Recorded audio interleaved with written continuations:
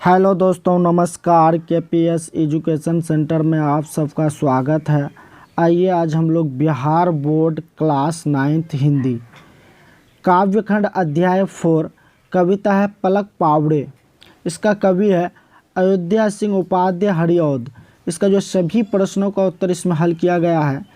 इससे पहले आप लोग चैनल पर पहली बार आए हैं तो चैनल को सब्सक्राइब कर लीजिए। वीडियो पसंद आया तो वीडियो को एक लाइक कर दीजिए। इससे पिछला वाला वीडियो नहीं देखे हैं तो जाइए, डिस्क्रिप्शन बॉक्स में इसका लिंक दिया हुआ है, वहाँ से जाके आप देख सकते हैं।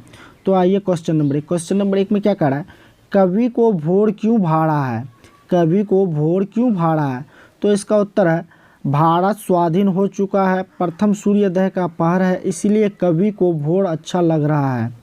मन को भा रहा है। कवि आज़ादी के इस पावन भोर पर मन ही मन प्रसन्न है और इसकी सुंदरता उसके हृदय को पुलकित कर रही है। इस भोर के पावन बेला में कवि अतिशय प्रसन्न है। सारी जन्नत प्रसन्नता का अनुभव कर रही है। सारा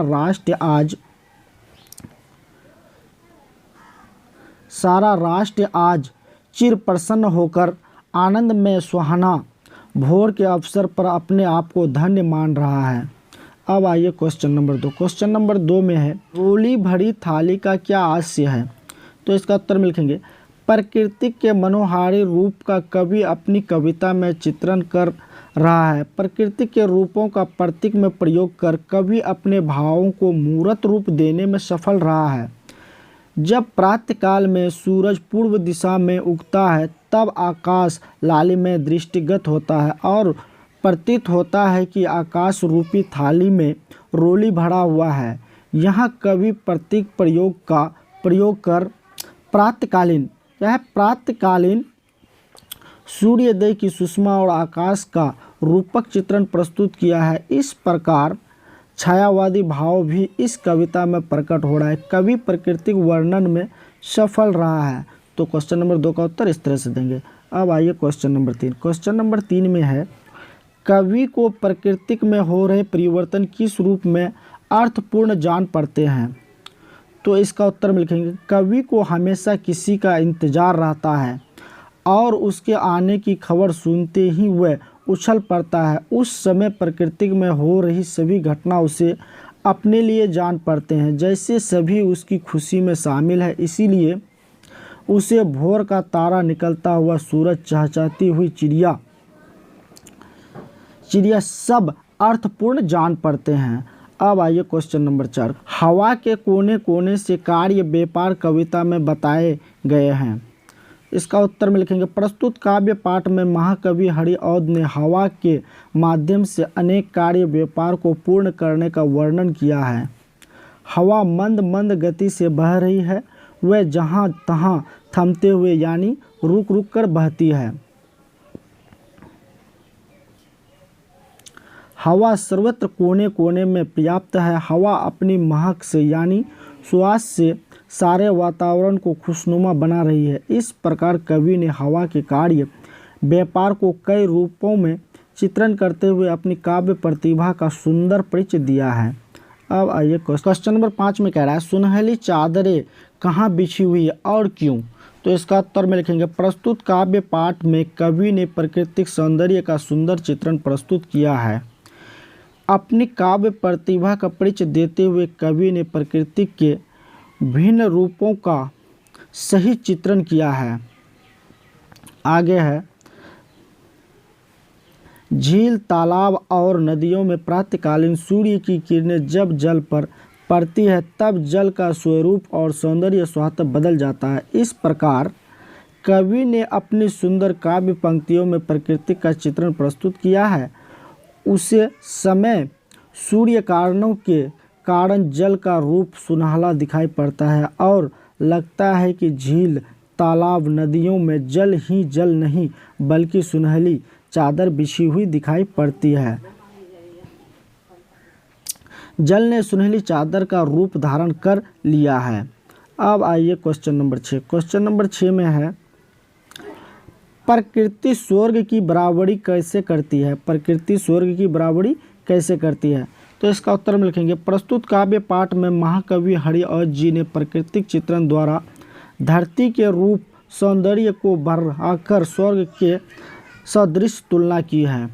धरती पर चारों तरफ हरियाली व्याप्त है। फूलों से लदकर हरी भरी पत्तियों से युक्त लताएं धरती की सुषमा को बढ़ा रही है। झील, तालाब, नदियों का जल सुनहली चादर का रूप धारण कर लिया है। चारों तरफ प्रकृति की निराली छटा में श्री वृद्धि हो गई है। चारों तरफ प्रकृति सुषमा के बीच जन समुदाय ठाट बाट का अनुभव कर रहा है। यह भारत भूखंड सज धज कर स्वर्ग की बराबरी कर रहा है। उसी प्रकार भारत की धरती स्वर्ग से भी बढ़कर है। चारों तरफ प्रकृति सुषमा से जल थल मनोहारी रूप का धारण कर लिया है, जो सबके मन को भाता है, अच्छा लगता है। अब आइए next question, question number 7। Question number 7 में है, कवि को ऐसा लगता है कि सभी प्राकृतिक व्यापारों के प्रकट होने के पीछे कोई गूढ़ अभिप्राय है। गूढ़ मीन्स क्या होता है? गहरा। यह गूढ़ अभिप्राय का क्या हो सकता है? आप क्या सोचते हैं? अपने विचार लिखिए। तो इसका उत्तर में लिखेंगे, प्रस्तुत काव्य पाठ पलक पावड़े में महाकवि हरिऔध ने प्राकृतिक व्यापारों का अपने मन में छिपे गूढ़ भाव या रहस्य को प्रकट करने का प्रयास किया। यह प्रयास का गूढ़ रहस्य है भारत की आज़ादी, गुलामी की जंजीरों से मुक्त भारत के प्रथम सूर्योदय पर कवि ने इस कविता की रचना करते हुए प्राकृतिक सुषमा को सूक्ष्म रूप में प्रकट किया है।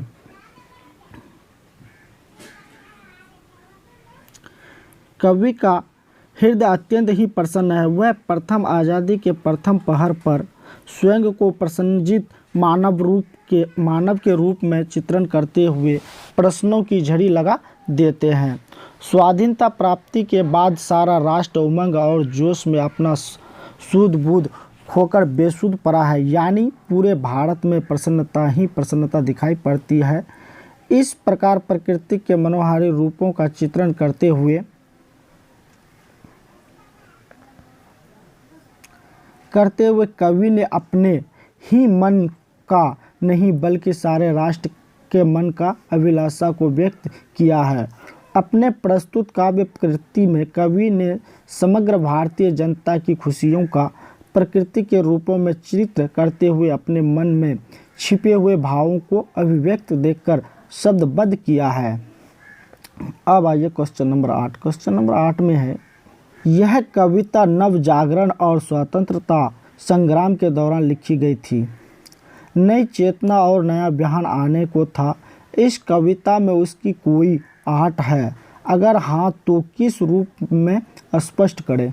तो इसका उत्तर में लिखेंगे हम लोग, हाँ, इस कविता में नई चेतना, नया बयान, नव जागरण और स्वतंत्रता संग्राम की आहट दिखाई पड़ती है। हमारा देश 200 वर्ष से अंग्रेजों का गुलाम था। इसी बीच नव जागरण के द्वारा नए विचारों के आने से जनता में राष्ट्रीयता की भावना पनपनाती है। उससे अपना सुहाना भविष्य सामने दिखने लगता है। इसीलिए कवि को सब कुछ मन भावन लगने लगता है। प्रकृति में होने वाली सारी घटनाएं तो रोज घटती थी, परंतु नव जागरण के कारण मनोहारी लगने लगता है। कवि को लगता है कि अब स्वतंत्रता आने वाली है, इसीलिए वह पलक पावड़े बिछाते हैं। अब आइए क्वेश्चन नंबर 9, लास्ट क्वेश्चन है। क्वेश्चन नंबर 9 में कह रहा है, कवि को किसकी उत्कंठित प्रतीक्षा है? इस पर विचार कीजिए। इस पर जो है विचार करके लिखना है। तो देखिए हम लोग यहाँ पर लिखे हैं, महाकवि हरिऔध जी स्वाधीनता के पावन अवसर की प्रतीक्षा में आतुर होकर अगवानी कर रहे हैं। कवि की हार्दिक इच्छा है कि हमारा भारत स्वतंत्र हो, सार्वभौम सत्ता से संपन्न हो, नव जागरण का शंखनाद हो, नई चेतना और नया बयान का नया सूरज इसकी पावन धरती पर उतरे और हम सभी इसकी हृदय से वंदना करें, पूजा करें, आराधना करें, पद में कुमकुम बिखेर कर अल्पक भाव से अगवानी करें। इन पंक्तियों में कवि ने अपने हृदय के उत्कृष्ट भाव को प्रकट किया है। तो आई होप आप लोगों को अच्छी तरह से समझ में आया होगा। चैनल पर पहली बार आए हैं तो चैनल को सब्सक्राइब कर लीजिए। वीडियो पसंद आया तो वीडियो को एक लाइक कर दीजिए। Thanks for watching this video.